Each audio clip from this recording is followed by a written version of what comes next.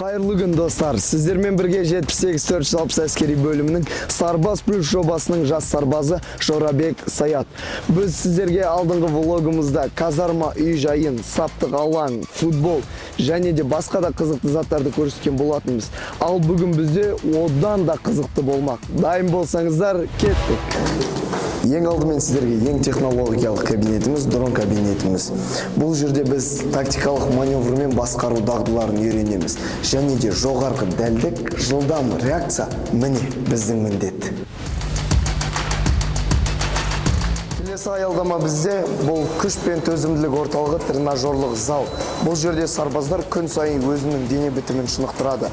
Бұл жерде жұмысқа да және қызметте де керек болатын күш пен төзімділікті үйренеді. Өздеріңіз көріп тұрғандай өте үлкен және әдемі зал. Әскерге дейін бұндай залдарға келу 200 мен 500 мыңға жылдық абонементтер сатып алатынбыз. Ал қазір бәрі тегін. Неге? Себебі бұл Сарбаз плюс жобасы. Бәріміз бірге салауатты өмір салтын ұстанайық.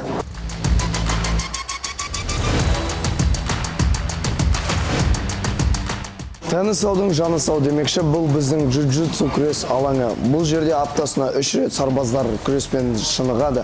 Бұл жерде ең бастысы ақыл мен тез шешім қабылдау өте маңызды.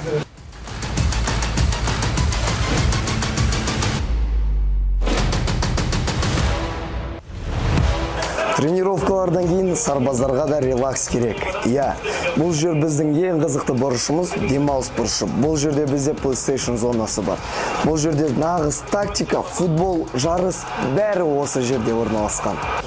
Қазір 1 минуттан кейін реванш деген сөздер міндетті түрде болады. Көрдіңіздер ма достар? Өмірде де, ойында да жеңілмейік. Міне достар, 78-460 әскери бөліміне арналған кішігірім румтурымыз осымен аяқталды. Алдағы видеоларда осы көрсеткен барлық оқу орындарын толығымен көрсететін боламыз. Бұл Сарбаз плюс жобасы. Біргеміз, мықтымыз.